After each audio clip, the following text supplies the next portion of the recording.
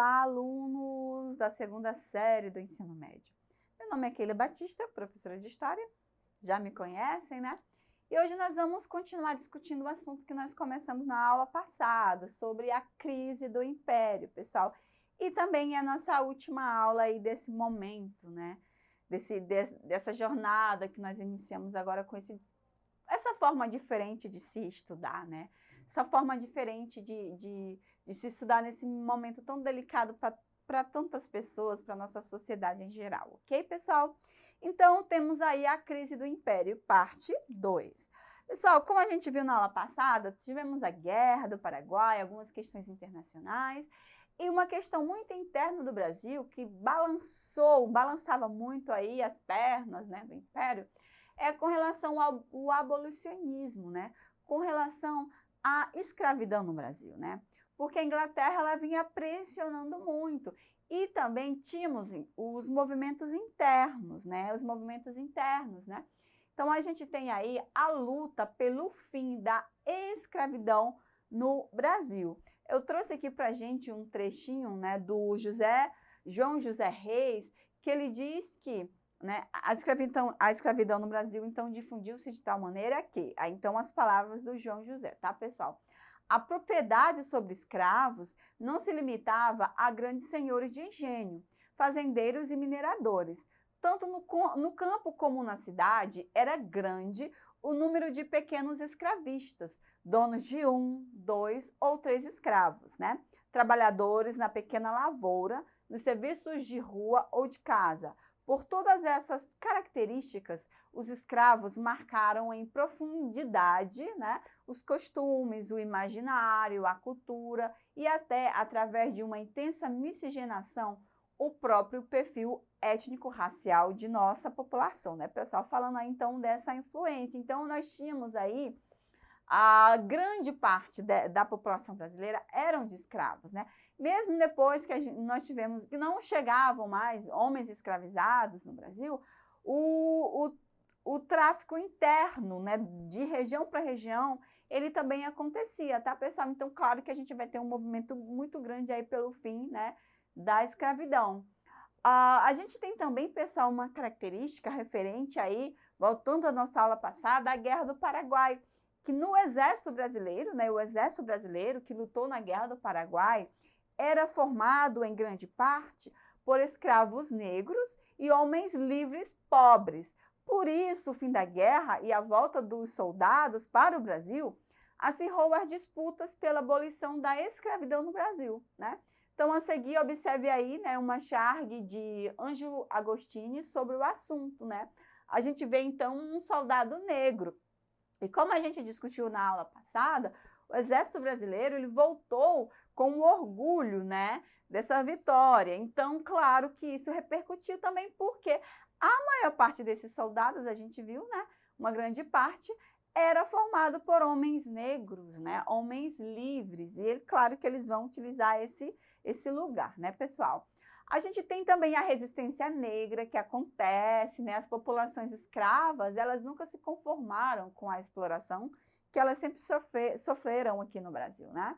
Por meio de diversas lutas que visavam acabar com a escravidão ou pelo menos reduzir sua carga de opressão, os africanos e seus descendentes participaram de rebeliões e na formação de quilombos, né, em diferentes regiões, diversas regiões do país, como a Bahia, o Pernambuco, Rio de Janeiro, São Paulo, Minas Gerais e Espírito Santo, né? Essa resistência negra no Brasil, ela acontece desde o momento da chegada, né? O suicídio, mesma forma de resistência, porque então o dono do escravo ele perderia a força de trabalho. A formação dos quilombos é uma forma de resistência, então, dessa população negra, né, pessoal? E os negros, claro, eles vão querer cada vez mais, então, essa abolição. A gente tem a compra, né, das alforrias, né, para que alguns se tornem livres. Uma questão também muito importante, pessoal, é uma campanha, né, abolicionista que vai ser gerida por intelectuais, por figuras importantes até dentro da sociedade brasileira, da cultura brasileira. Então, essa campanha abolicionista, ela vai de 1870 a 1888, né, quando de fato, então, temos o fim da escravidão com a Lei Áurea, foi um movimento social que lutou pela libertação dos escravos. Essa campanha somou-se à resistência negra, que sempre havia existido no país, conquistando o apoio de vários setores da sociedade brasileira, né? Como aí a gente tem parlamentares, né? Algumas pessoas do parlamento, pessoas da imprensa, militares, artistas intelectuais também. Então, são considerados abolicionistas, né, importantes, figuras como Joaquim Nabuco, José do Patrocínio, Raul Pompeia, Luiz Gama, Chiquinha Gonzaga, André Rebouças, Castro Alves, né, todas essas pessoas, né, que encamparam aí, então, essa libertação dos escravos, tá, pessoal? A gente tem pessoas também que foram negras, né? Luiz Gama, muito influente, recebia as pessoas, um advogado que recebia as pessoas na sua casa, sua vida foi entregue à causa, então, da abolição, tá? Então, pesquisem um pouco mais sobre isso, que aí vocês vão ver coisas muito legais e importantes dessas figuras que trouxeram aí essa pauta, tá, pessoal? A gente tem também essas leis emancipatórias, né, que o governo, nesse período dessa campanha, né, ele promulgou, né, ao longo desse período, essas duas leis, né, que a gente já discutiu, leis que vocês conhecem, que é a lei do ventre livre, né, de 1871, e a lei dos sexagenários, né, leis cruéis, né, pessoal? A gente tem o fato positivo de ter aí a libertação dessas pessoas. Mas como são pessoas, nós temos que atentar ao contexto social dessas pessoas. A lei do ventre livre diz que a partir daquele momento, as crianças que nascessem de mães escravizadas, elas seriam livres. Mas aí, o que vai fazer uma criança recém-nascida livre? Né? Ela precisa dos cuidados da mãe. E isso também foi uma forma de muita opressão para essas crianças, porque algumas crianças elas ficavam perto da mãe, né, na propriedade do senhor. E alguns senhores diziam, justificavam que não tinham mais nenhuma obrigação.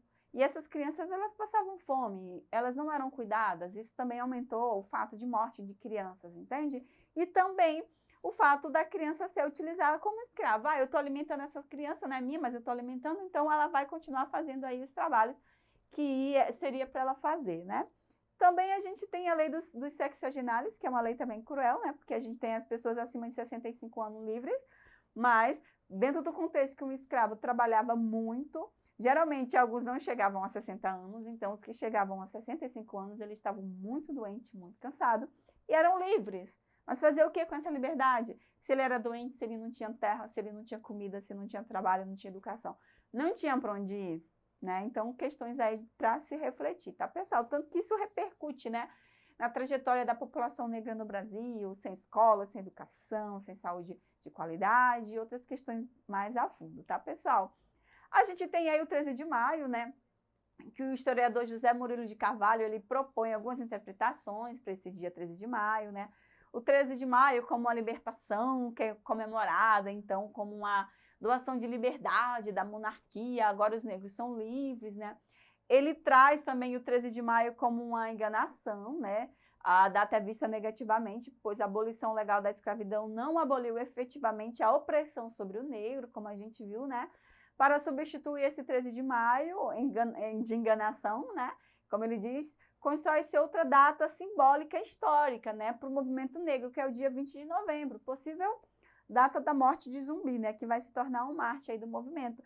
E o 13 de maio de uma forma crítica, a data é vista positivamente, mas sob novo enfoque. Não se valoriza a dádiva, né, a doação da monarquia, abolindo a escravidão, mas sim a pressão do movimento popular, incluindo aí os próprios escravos, né, exigindo, então, a extinção legal dessa lei, tá? Então, ele faz essas três análises aí desse 13 de maio, né? A libertação, a dádiva, a doação, né? A negação, porque continuam as opressões, e a crítica, onde junta várias outras questões que levaram, então, à abolição.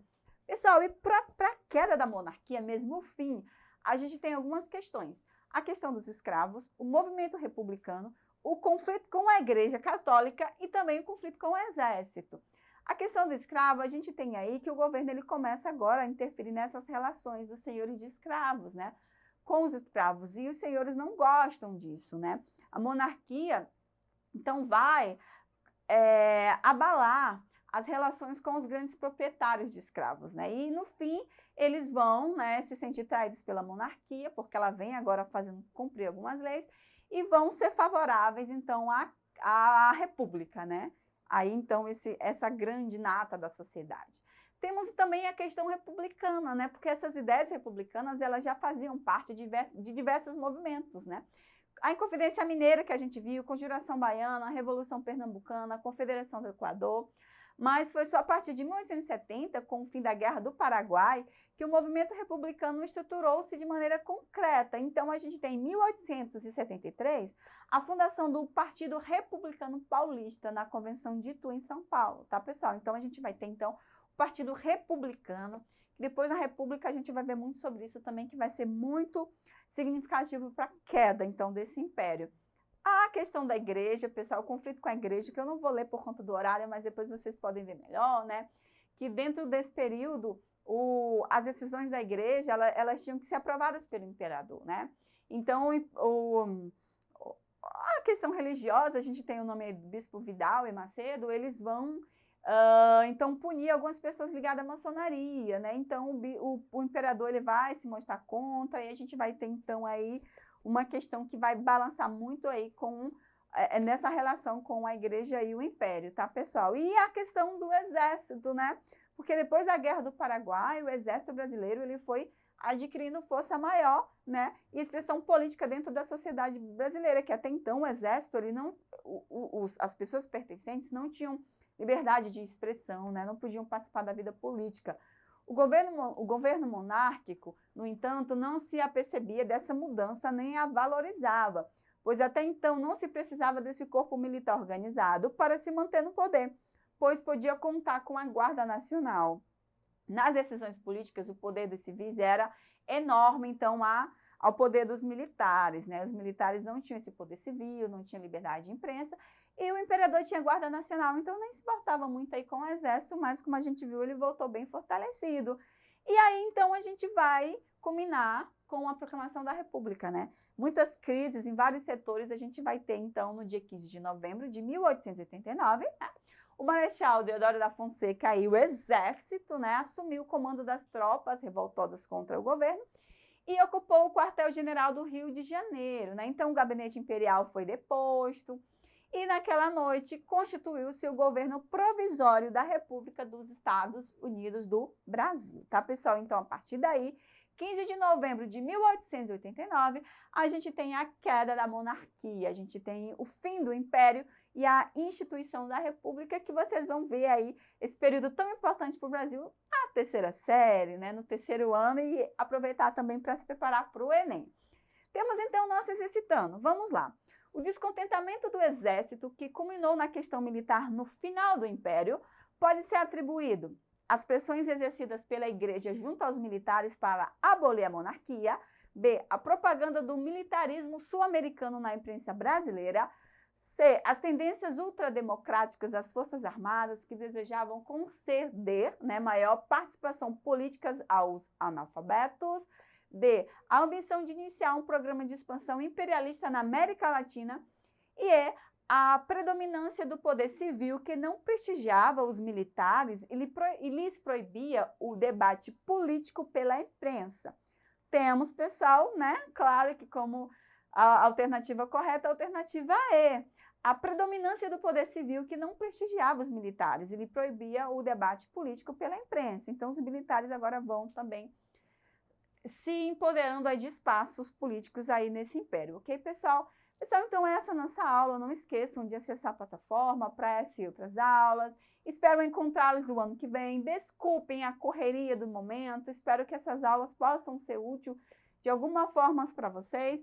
E continue estudando, mantendo o foco sempre nos estudos. Tchau!